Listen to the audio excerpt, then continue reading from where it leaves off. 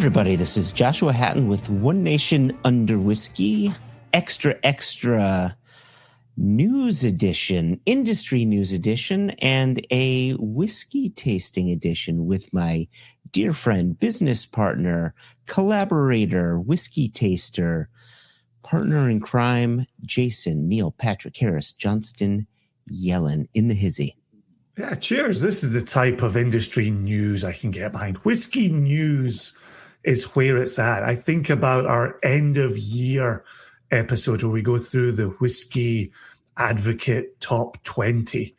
And that's good. That's fun to look back at a year and say, that came out and this other thing came out. And so to actually start off today's tasting with a special 2025 release is very exciting. It's a great place to be. And then to have an exciting core line behind that. So a lot to taste, a lot to get through, and very good whiskey in our glasses. Yeah, so what we've got in our glass right now is the Compass Box. You've been saying hedonism. I say hedonism. Yeah, I checked that out as well. I looked it up, and hedonism is the Oxford English pronunciation guide. So there's hedonism in cursive for those who are watching the video of this. If you're audio, obviously you're not looking at the label I just showed, but rest assured it says hedonism. It is 46% alcohol, and it is blended grain Scotch whiskey. And I'll get to the breakdown in a bit, but I definitely want to do some notes before we get to the cold, hard facts. What would Mike Myers from So I Married an Axe Murderer say? What do you say? Hedonism. Heed. It's a good way to remember it. Yeah, I mean, this is the thing I've always loved about the hedonism is it just smells creamy. I think they've always focused on that sort of creamy element to the grain. It's got a warmth to it. Right? It's got a little bit of that kind of warm cedar happening there. Yeah. Like a warm cedar cigar box. Yeah, right. Do they talk about the different? I mean, I know you said that we're going to get into the detail. Okay, I'm going to hold my question. Let's talk about the notes. Yeah, I like the cedar, but for me, it's vanilla. It's soft. There's a little bit of like lemon meringue in the background. Do you know what I just thought? Right on the back of you talking about how creamy it is, creamed corn. And then I thought about column distillation and the production of, the wheat or the corn or the what have you that runs here. Right. I was like, there's a commonality there. Right. Yeah. We talk about Scottish grain whiskey being similar to American light whiskey, right? Yep. All I talk about creaminess on the nose, I wanted to check out the palate. Yeah, light, bright, more vanilla in there for sure. Still with a little bit of the spice behind it. I remember when we visited Compass Box, John Glazer came out with a bottle of hedonism, and there was ice on it. He enjoys his hedonism right out of the ice box, right out of the freezer. That for him, that brings out the flavor. And I almost considered putting my little sample in the freezer box, but I lost my sample, and I only found it like 10 minutes before we did this recording. Yeah, you could imagine it. It's got those kind of spring-like flavors, the brightness to it. You could absolutely imagine that either being a really nice cocktail ingredient, or that chilled down version of it on a warmer, clear blue sky day. Would you call it crushable? I mean, yeah, because it is crushable. It's quaffable, but if you sit and you pay attention to it, there's lovely flavors going on. The cedar remains there, but I'm getting that lemon meringue coming through. I'm getting the vanilla. I'm getting lime leaf. I mean, it's citrusy. It's bright. It's I think the lime leaf is a like good you call. Say. Yeah, right. Yeah, let me give you the breakdown of this. The lion's share, almost half of it, is Cameron Bridge Distillery, first fill bourbon barrel. It's got another couple of components from Cameron Bridge. It's got a small amount of another first fill bourbon barrel, but then it's got a first fill Marsala Barrique, and that's making up less than 3% of the total volume. Okay. And then there's another grain distillery. There's some Girv in here, which you'd really want to sit with this and parse out that Girvan component. They say the Girvan is bringing the honeycomb, the vanilla, and the orange oil. Yeah. And then there's two very interesting components. There's Hedonism, vatted in 2023, and there's Hedonism, vatted in 2022. How fun is that? That's really cool. That's almost like taking on a Solera style bottling there. Right? It's sort of carrying that DNA through. I really like that. The Marsala cask kind of, it's interesting that it's only 3%, because as soon as you said that. Less than 3. Or less than 3. But as soon as you said that, the fruit, right? It makes me think, right, there's some of the fruity presence coming through. And it made me think of the canvas that we released a few years back that had, 6 months in a muscatel cask, right? That just brought some delicate fruit to the grain, right? Yeah, their take is that the Marsala Barrique Cameron Bridge is bringing date, chocolate, and toffee to the experience. So some of the heavier, sweeter notes. Man. Yeah, people poo-poo grain, people ignore grain, and I wish they wouldn't. I think hedonism is a really good entry point to grain. I think there are other entry points as well, but I think this has always been masterfully done. From year to year, it's different, which is nice, right? It's just like the Aberlour Abuna with the different batches. It's a great way to explore grain, and I think bringing in that little prior vatting is really fun. Also, to be clear for listeners and viewers, these aren't PR materials that I'm reading. This is a trip to compassbox.com. It may be a little more dressed up than that, but basically I simply went to the Compass Box website. I clicked on each of the bottlings we're going to be tasting here. And right there, you can click on the recipe fact sheet, and they will show you everything that went in, the flavors it's bringing, the percentages that were used, the cask type. It's a brilliant level or a brilliant amount of information. And I love it. I absolutely love thinking about those things as I go through the whiskey. I think your point is a good one when you mentioned PR, though. I mean, these samples were sent to us for review. So let's be very clear. These were sent to us for review, but our comments are our own, and we're being very honest about this. But we've been honest for the past 9 years with this podcast. We've always loved Compass Box. So we're gonna. Oh yeah, gosh, going back to our own blogs, writing about it, right? So even further back. So we're gonna do nectarosity. Nectarosity. 46% blended Scotch whiskey. Okay, nectarosity. Okay.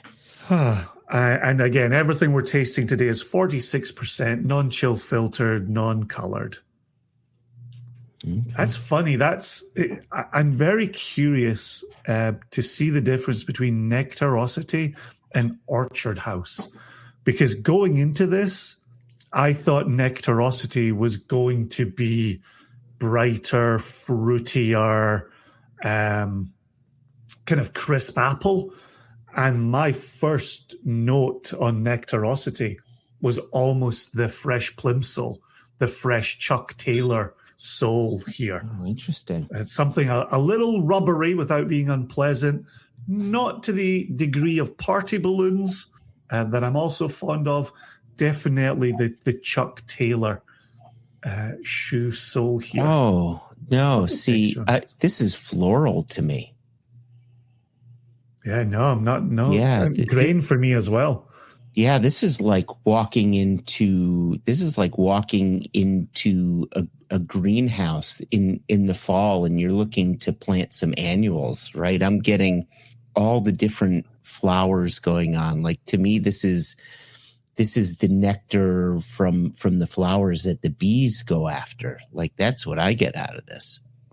Does one plant annuals in the fall?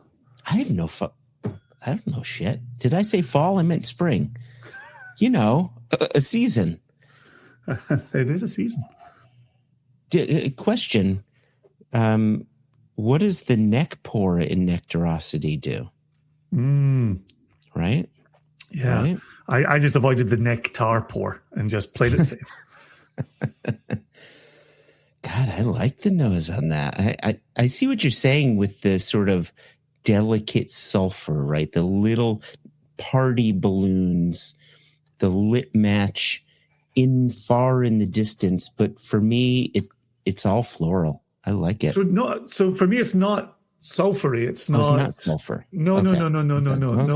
For me, those are very sherry driven notes that are more dark fruit related. And for me, it's almost dark fruit meets old wood or dank wood. Gotcha. I'm using the word dank, and I don't really want to do that either. But it's definitely a complexity of note. That's why in sitting with it, the granola is starting to come through on it, right? Toasted oats are present there. The warm honey element, maybe a little bit nutty. Oh, it's mandarin on the palate. Wow. Yeah. Oh, that's lovely. We started bringing back the idea of ambrosia, like that dessert from the 50s and 60s. And we started bringing that to parties, and you just get the cheap mandarin slices and you add that in there. And that's it right here in the glass. Is that mandarin slices from a tin? Yeah, from a tin, or from like the cheap little packs that you send in with your toddlers at school or whatever. Oh, wow. Not toddlers, but yeah, you just, it's the worst, best dessert. Worst dessert. I've never seen egged mandarins. Yeah. Yeah, that definitely goes in a direction that I wasn't expecting. But yeah, I tell you, man, for blended Scotch, right? There's still a little pocket of people who are like, oh, blended Scotchies, like malt meets grain. Oh, I'm a malt man, This you could fool tons of people with, right? Anybody who's a malt snob and anti-blended Scotch, I would absolutely pour this for them when they walk in the door. Do you see the legs? That's what I said earlier. Yeah. The texture in the glass is excellent. Yeah, I mean, okay, 46%. Right. So obviously there are some people who are listening to this podcast, but if you don't know, for those that are listening, for these news episodes, we're releasing these on YouTube. So feel free to go over to our YouTube channel, Single Cast Nation YouTube channel, and you can watch these videos, and we're putting these glasses up here, and you can see the oils. Like, this is such a well-constructed whiskey. It's clear they're paying attention to the texture on this. Oh, man. I am digging it. I had to go ahead and pour Orchard House so that I've got it side by side with Nectarosity. So as I'm prone to do in some of my tastings, I've got two glasses on the go now. That Orchard House is doing for me what I want in the spring. So why did you pour Nectarosity before Orchard House? Because it was a blended Scotch whiskey, and Orchard House is a blended malt Scotch whiskey? Exactly correct. So we've gone from blended grain to blended Scotch to blended malt. Okay. I dig the evolution. Makes sense. Oh my God. It's so funny. I'm telling people not to be malt snobs, and I'm saying, like, you could really fool people with blended Scotch.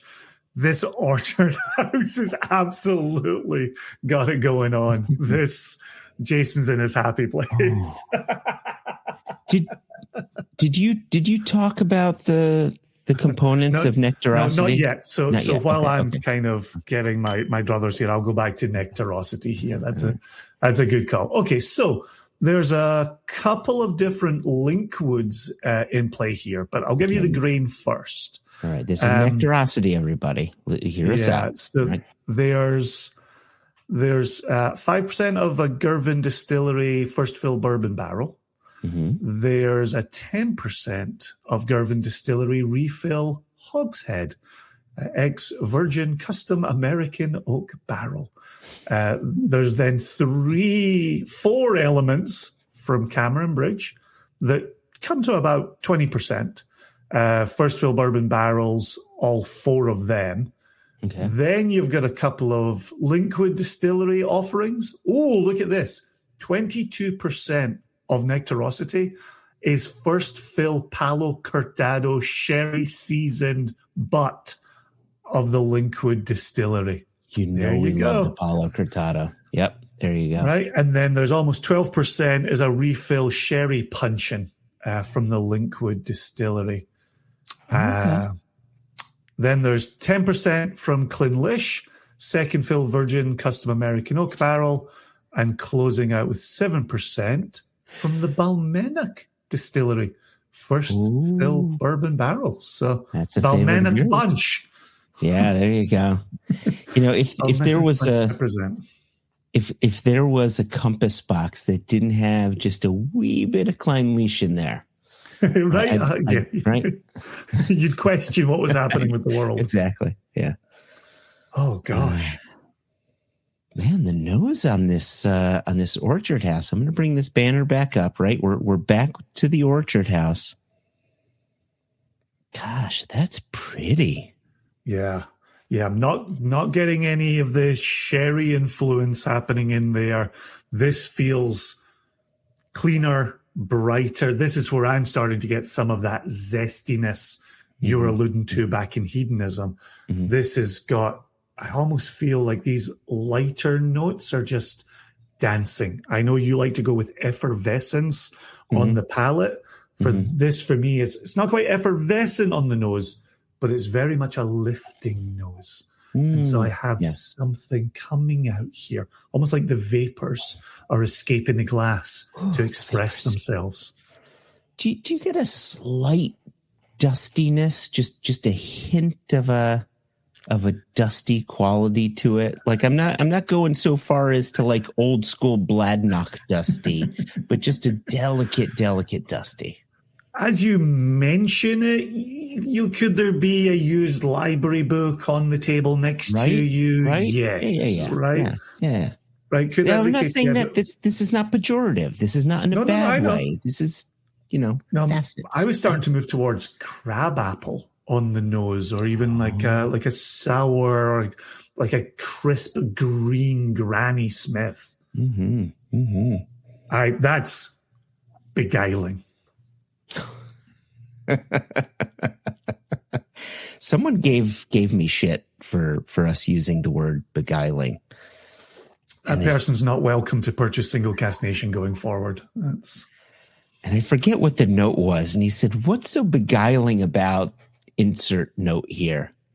Wow. And I said, I basically said, "Shut your mouth when you're talking to me." And 100%. Right? No, I had great success pouring that in Fog City Social in San Francisco, and I would say to people like, "I'm getting this note and that note," and wait for it, and they would sit with it. I would say, "And you've just been beguiled," and they were like, "I have just been beguiled. You are correct."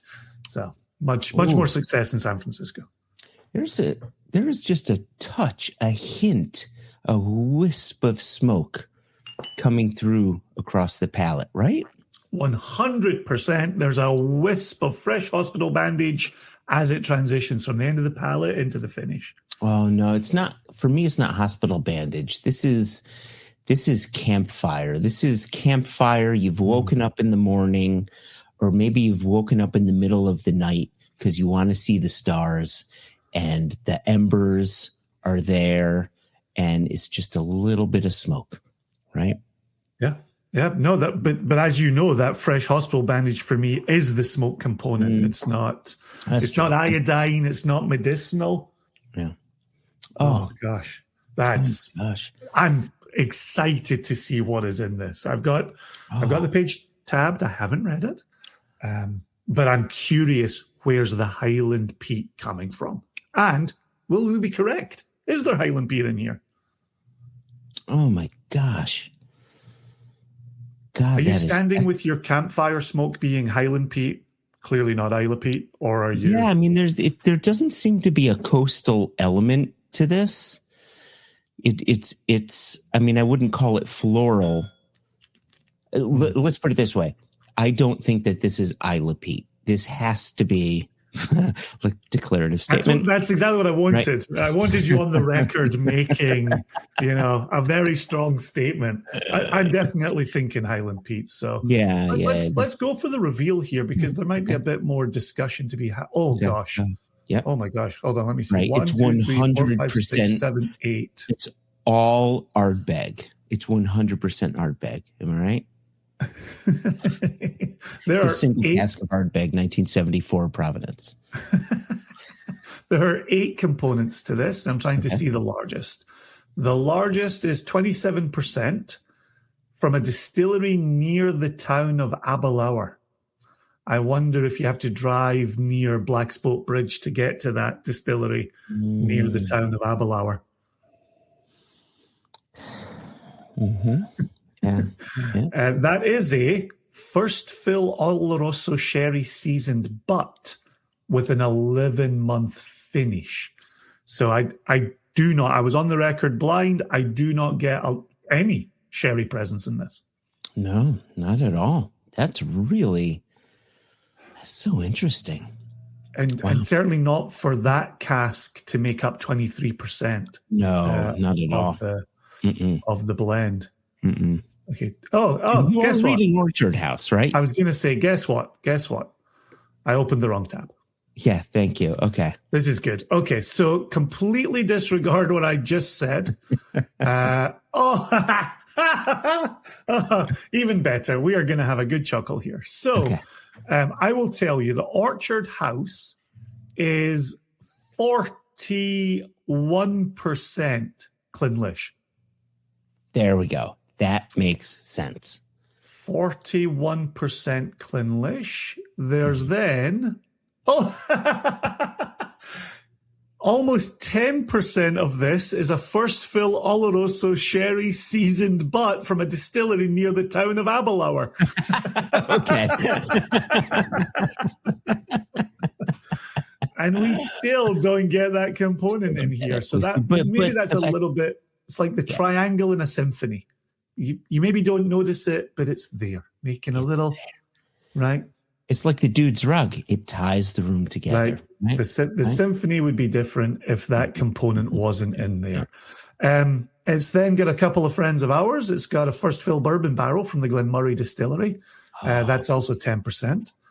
And then it's 1/3. 1/3 is first fill bourbon barrel from the Linkwood distillery. Okay. All right. So how much? So there's first fill bourbon Clynlish being 41%, first fill bourbon Linkwood being 34%, first fill bourbon Glenmurray being 10%. So I think we were spot on there with the amount of first fill bourbon happening. Yeah, for sure. Yeah. Then, as previously said, there is the distillery near the town of Aberlour. Yeah. And then there's 2 little peated elements.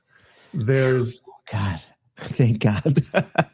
2.5% is a Highland malt blend with a custom French oak barrel medium toast.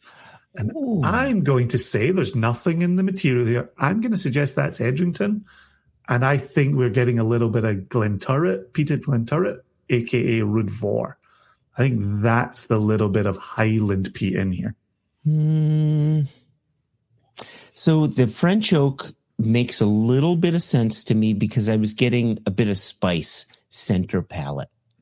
Like I was wondering where the spice was coming from. And now French oak, I don't know if I'm just looking for a square peg because I found a square hole. Yeah, their notes have smoke, almond, and vanilla coming from the Highland malt blend. But Rude Vor tends to have a rubbery, naughty quality to it, like in the wheelhouse of Lechig or Crofton Gaia, like in that naughty realm. And think about the fact you've only got 2.5% of the entire blend. Is that okay? So what's the other peaty element? It's a first fill bourbon barrel. This is also 2.5%. Have you ever heard of the Kalila distillery? Wow, look at that.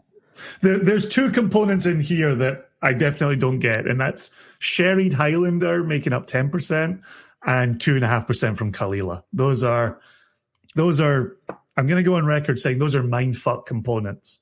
Those are mindfuck components. Right. That are going to land in a particular way, but damn, we're going to call those the dude's rug, and then we're, Jesus, Jason, I just poured Crimson Casks all over my trackpad. Jason, the liquid is meant to go into the glass. Oh, man. Yeah. As soon as we mentioned the dude's rug, like I've just pissed whiskey all over my trackpad. So you're the rug pisser. Man, oh, man. Jason's the rug pisser. There you go. All right, Crimson. So these four whiskeys that we're tasting, this is the new core range to Compass Box. This is replacing sort of not all they had done in the past, but this is sort of truncating down what they had done. This is what they're focusing on moving forward. Yes? So just to be clear, the Hedonism is an annual release. So that's not one of the four you're talking about. Correct. So the Hedonism that we started with is annual release. Nectarosity, Orchard House, Crimson Casks, and Peat Monster are the core. Yes. And, the Great King Street blends are still out there in the world. But yeah, these four are being discussed as the core. You'll always find these. Because if you remember when we were talking to James Saxon for a full-length episode, and he was talking about, Great King Street blends aren't going away. Time will tell what the future holds. So I think they've got strong messaging on these four in the core. Nectarosity, Orchard House, Crimson Casks, and the Peat Monster. What would you do, Jason, if Great King Street went away? I would just buy it. I would just hoard it like it was toilet paper during the pandemic. And then I would just keep opening those bottles. I would, to be fair, I probably already got enough King Street. I could drink it for the rest of my life. That's true. But I would definitely add to that just to be safe. I think you mean plandemic. Settle down. If these are on YouTube, we don't want to get the wrong audience. Yeah, that's true. Yeah, okay. That's great as well. That's a big, bold, hefty, blended malt. So now you can set your watch by. So your previous comment, I'm going to bring up a banner here for those that are watching this podcast on the YouTubes. Your previous comment about this Crimson Casks being about 20% sherry butt from a distillery near the town of Aberlour is now making sense in Crimson Casks. Yeah, 26.9. They say this is bringing red apple, rich toffee, and raisins. However, just an 11-month finish. I'll also say of the 8 components going in here, all but 2 are ex-bourbon. And then they play around with some cask types. There's a red wine in here. There's another French oak barrel in here. So, yeah, they're playing around here. Yeah, there's a distillery in here we haven't mentioned as of yet in the first 3, but Yeah, that's set your watch by that. Yeah, If we're going to finish on Peat Monster, this is the Sherry Monster before the Peat Monster. This is just a nice warm hug, right? 100%. 100%. Yeah. Dark chocolate cake, dark chocolate itself, espresso beans. And I think the 46%, right? You and I, obviously, single cask nation, cask strength whiskies from single casks. There's nothing wrong with 46%. You know, if you're reaching for something, we talk about the transition from work day to making dinner or, you know, talking to your kids. I don't know what people do at the end of the day. What do humans do? 46%, right? Incredibly quaffable. Pop it in a cocktail. Yeah, that's really tasty. And again, no hint of sulfur, no hint of struck match. This is all the heavy dark fruits, the dark chocolate cake, the German cake. You know, I think German brown bread, a quality you sometimes talk about, Joshua.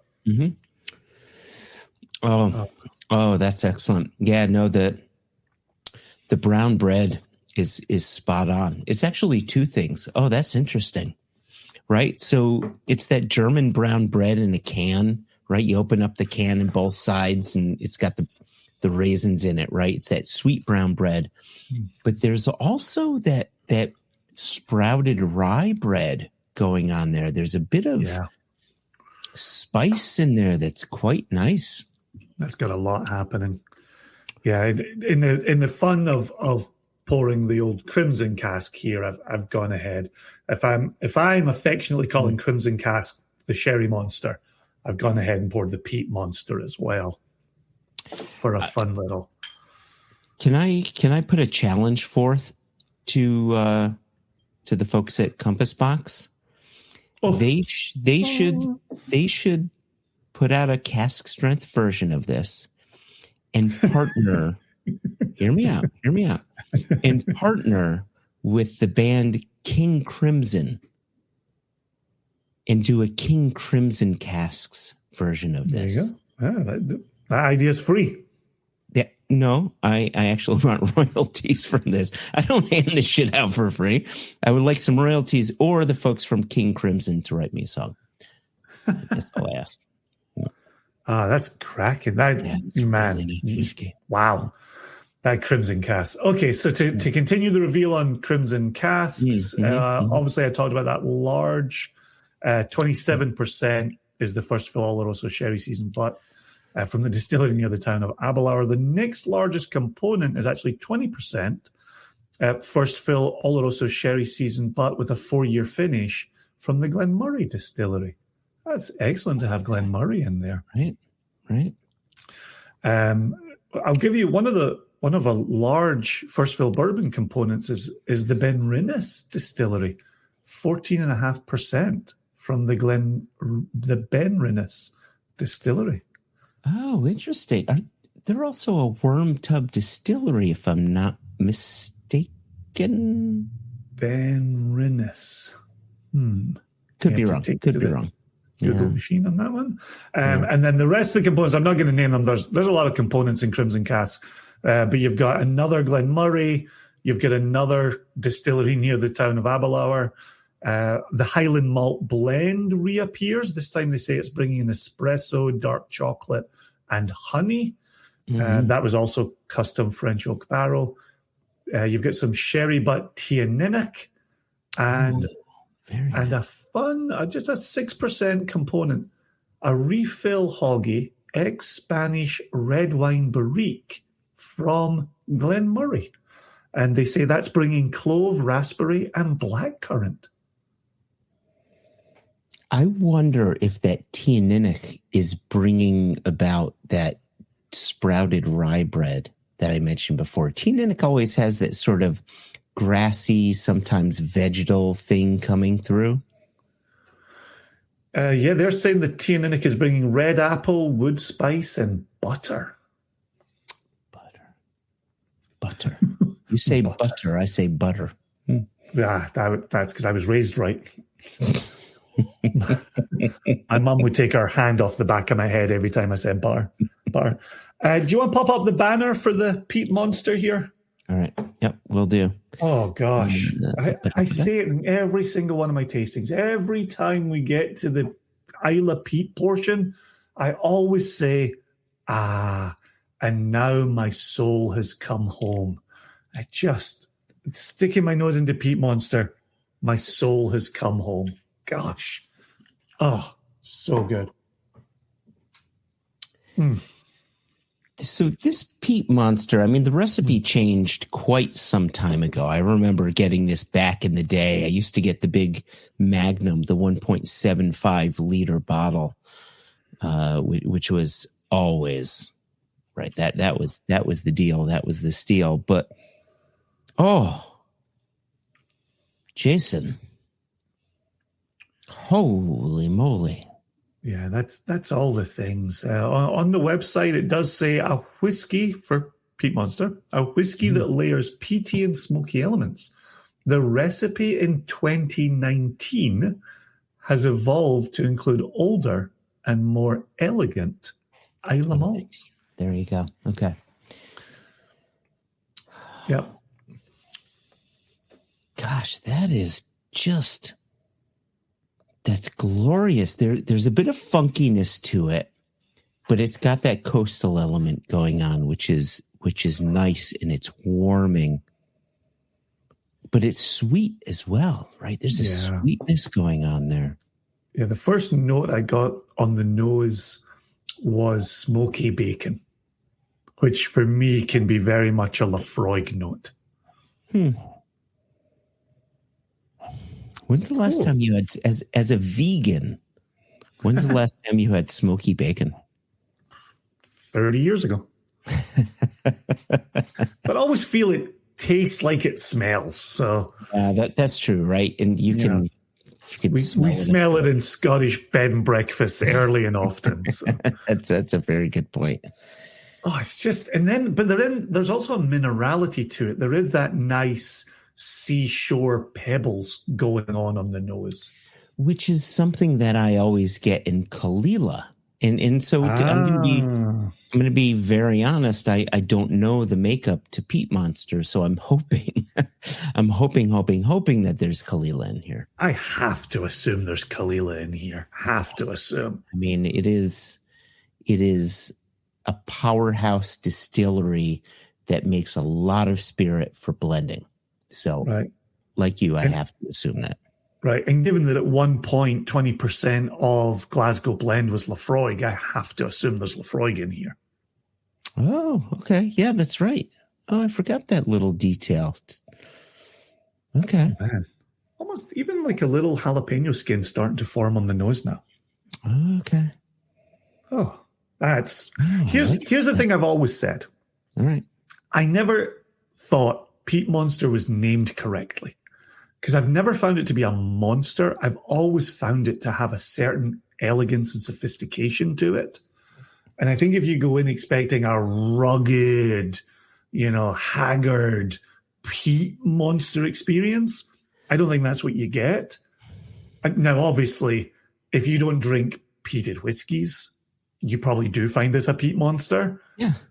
Right. And that's why I think you're wrong. I mean, you, me, maybe a good number of our listeners would agree with what you say, but we are such a small subset of the general whiskey drinking public that to most people, this is a monster. This is like smacking you in the face with peat. But to us, this is balanced, complex, like it's like sweet. This. Like soft. Sweet, right? Yeah, exactly. But to other people that are like, oh my God, that's all the peat. But yeah, this is sophisticated. I wouldn't call it austere, but it has a sophistication to it. Yeah. I'm going to give you the Reader's Digest breakdown of this. Mm-hmm. It's predominantly Caol Ila and Lafroig. There you go. All right. Refill Hoggy, Caol Ila makes up 46% of this. Okay. Then the next largest is a refill Hoggy Lafroig, making up 35% of this. Okay. Then there's another refill Hoggy Kalila making up 14% of this.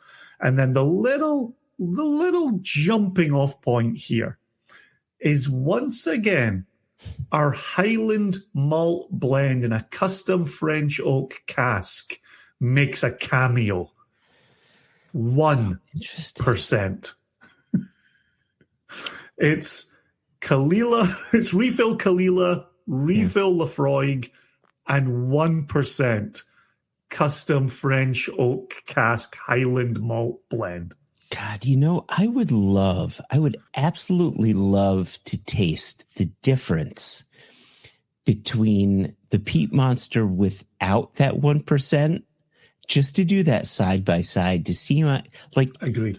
That 1% has to be doing enough heavy lifting for James, or if John had put this together, whomever put this together, to have said nailed it, right? That is what tied the room together, right? Or everything else pops when you put in the 1%. But I agreed with you. I would love to have the 99% next to the 100%. That would be fun. Yeah, there's nothing on the table here that I would say no to. As a fivesome, do you have a favorite? Which is always an unfair question because it doesn't mean we don't like the other four. But do you have a favorite? I do. And I'm so glad you asked that, because I was going to ask you the same. And so you've asked me first, I'll ask you afterwards. I have a very clear favorite. Yeah. Nectarosity. I would drink that every day and twice on Sunday. Actually, twice on Shabbat. Right. Paint me in tar and cover me in feathers. Okay. It is doing all the things that I want it to do. It's complex. So if I want to look for depth and complexity, it's there. If I want to just share it around, that's what I'll do for my newbie whiskey friends. That's what I'll do. It is the all-purpose whiskey. And I love that. And I absolutely love that. So yeah, Nectarosity. I expect to. Do you want to give the banner for that? Since we have it. Okay. So Joshua's favorite of the day, Nectarosity. Interesting.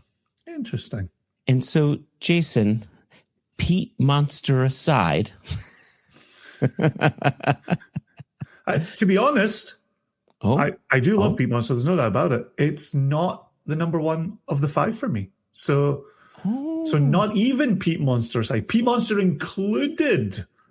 Favorite? This is an interesting development. Do tell. Inquiring minds want to know. Orchard House. Tell us why. Well, first of all, are you shocked? I am very well, am I shocked? I am a bit shocked because the peat is delicate. And usually if peat is there, you want it maybe not to 11, but you typically like it a bit more amped. So tell us why. The reason I like the Orchard House, honestly, I thought you were going to pick Orchard House as your number one. The Orchard House for me has a brightness, a crispness that I love in this time of year, right? We talk about not necessarily drinking seasonally. We drink peat all the way through the summer. Yeah. But I think there's a brightness here. And what it really makes me think of is of a day as I transition from my office work to my kitchen work, I pour a Fino. I pull a Fino from the fridge. Mm-hmm. And I love the crisp, the bright, the subtle salinity, depending on the producer. Mm-hmm. This Orchard House, I would 100% store a bottle in the fridge, and I would pour this as I transition my day and as I'm starting to make dinner. I would happily drink this. And I think the bright, crisp fruit, that little sour green apple note. Yeah, this was doing what I wanted today. As we record this, it did exactly what I wanted. So, yeah, I'm going to go have a wee look for an orchard house. Because there's nothing my wife loves more than me having more reasons to bring whiskey into the house. She gets excited. I've seen her. I've been there when you've brought another bottle home, and she's like, a parade has started. Like a full-on parade. Parade to the doghouse. Right? 21 gun salute. It's amazing. Well, there you go. There's whiskey news for you. There's delicious whiskey news for you. Hedonism's a 2025 release. Definitely look it up. Search it out. You won't regret a blended grain purchase. Joshua, number 1 from today, a blended Scotch whiskey that hits a series of notes. Jason, a blended malt that's bright and fruity. The Crimson Cask has that sherry monster, character going on.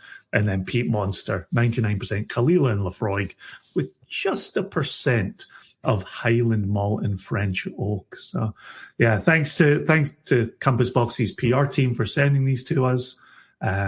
As you said, full disclosure. And if you like Compass Box as much as we do, hang out on their website. Have a look at what they've got going on. Sign up for their newsletter. I get their newsletter on a weekly basis. Tell me what's happening with Compass Box as well. So check that out. Yeah, brilliant. Tons of fun. As a company who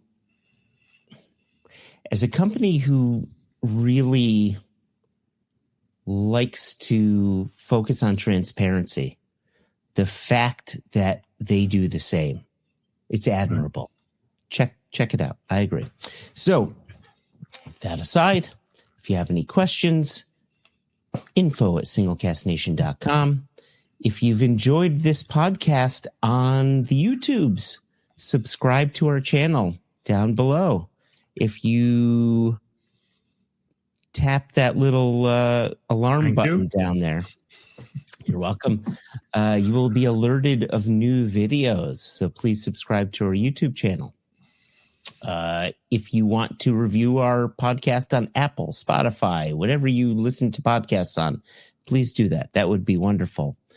And I guess until the next time, Jason, listeners, the good folks at Compass Box, we bid you adieu. Slàinte l'chaim. Slàinte l'chaim. Slàinte tov.